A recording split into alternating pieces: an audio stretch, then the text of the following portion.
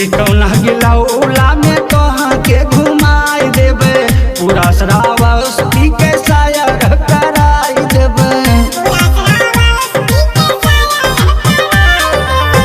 कौना गिलौला में तोहरा के घुमाई देबे पूरा श्रावस्ती के शायर कराई देबे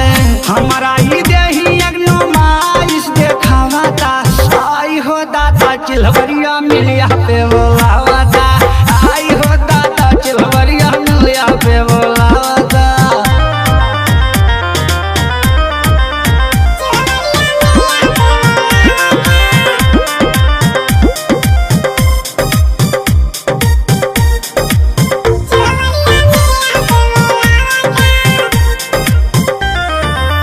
कहता है सिसवा हल्ला हो जाई मुहल्ला में तियन लहरी की दे हाथ खुल्ला में कहता है सिसवा हल्ला हो जाई मुहल्ला में तियन लहरी का दी हाथ खुल्ला में मिशन बड़ा बड़ा गन्ना अब चूसावता आई हो दादा सरिया मिलिया पे बोलावता आई